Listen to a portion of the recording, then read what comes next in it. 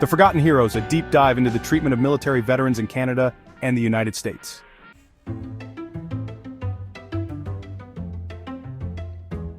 Hello, and welcome to our channel.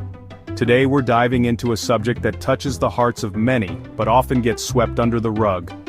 The treatment of our military veterans in Canada and the United States. These brave individuals put their lives on the line for their countries, but when the battle ends and they come home too often, they are left to fight new wars. Wars against mental illness, homelessness, drug addiction, and systemic neglect. Why is this happening? How has their treatment evolved since the 1950s? And what can we do to support them better? Let's break it all down.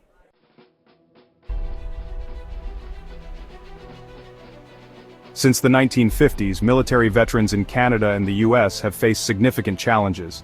Back then, the return from World War II and the Korean War was marked by a sense of collective pride and gratitude. Veterans were often greeted as heroes, and programs like the US GI Bill provided education and housing support. In Canada, veterans were offered land settlement programs, educational benefits, and healthcare assistance. However, these initiatives often overlooked the long-term mental and physical health impacts of war. Fast forward to conflicts in Vietnam, Afghanistan, and Iraq, and the narrative shifts. The Vietnam War in particular left many US veterans ostracized and stigmatized. In Canada, while veterans of UN peacekeeping missions were spared some of the societal disdain, they faced increasing neglect in the form of reduced funding and resources. Over time, both countries saw a steady erosion of comprehensive support systems for veterans.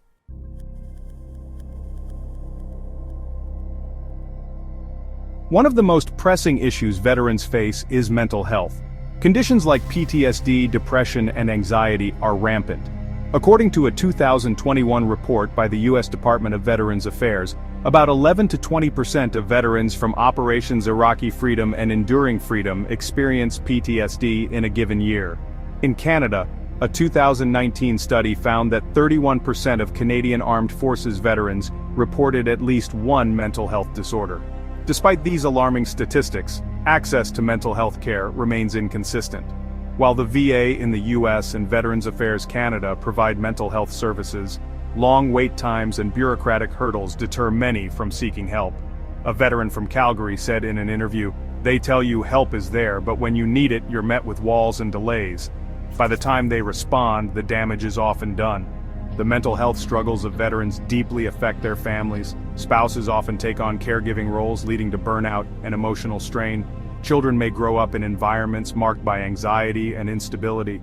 A U.S. veteran's wife shared, "Living with someone battling PTSD is like walking on eggshells. You never know what might trigger a bad day."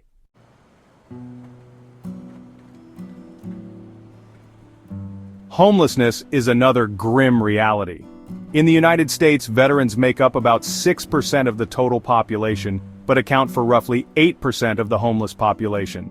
Similarly, in Canada, the Homeless Hub reports that veterans represent 4.4% of the homeless population. Factors contributing to this include difficulty reintegrating into civilian life, unemployment, and untreated mental health issues. Drug and alcohol abuse often accompany these struggles. Veterans may turn to substances as a coping mechanism, leading to addiction. In the United States, opioid dependency among veterans has surged in recent decades, with some pointing to overprescription by VA healthcare providers as a contributing factor. Families often bear the emotional and financial burden of a veteran's homelessness or addiction. Some face the heartbreak of losing loved ones to overdoses, while others struggle to support them through recovery. A Canadian veteran's daughter recounted, "Watching my father spiral into addiction felt like losing him twice, once to war and then to this disease."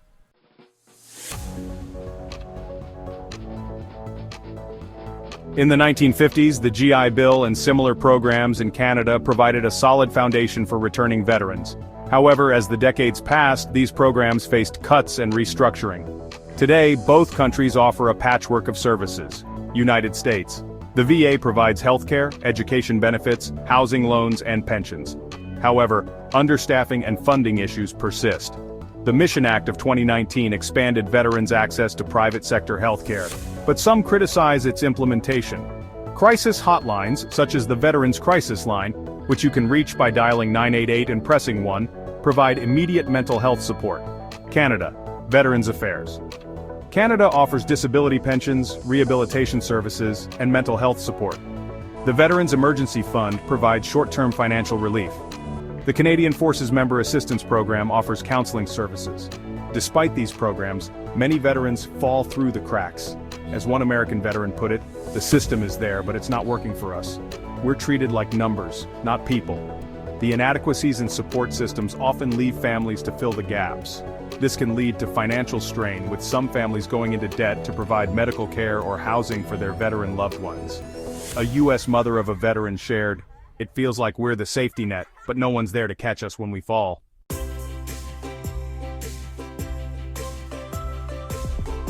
Veterans and advocates alike have spoken out about these issues. We have the technology to send people to war but not to heal them when they return. Canadian advocate Bruce Monker. Homelessness among veterans is a national disgrace. These people served their country and deserve dignity, not despair. U.S. Senator Tammy Duckworth. A Vietnam veteran from California shared, "We came back to a country that didn't care. Decades later it feels like nothing's changed." Families often voice their own frustrations, feeling abandoned alongside their veteran loved ones. As one spouse put it, "The government thanks them for their service. But what about us? We're fighting battles of our own at home."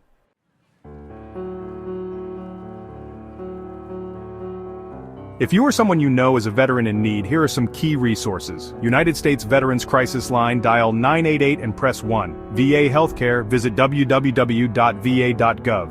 National Coalition for Homeless Veterans, visit www.nchv.org. Canada Veterans Affairs Canada, visit www.veterans.gc.ca. Canadian Forces Member Assistance Program, call 1-800-268-7708. Veterans Emergency Fund, accessible through Veterans Affairs Canada. Additionally, nonprofit organizations like Wounded Warriors Canada and the US-based Disabled American Veterans, or DAV, offer crucial support.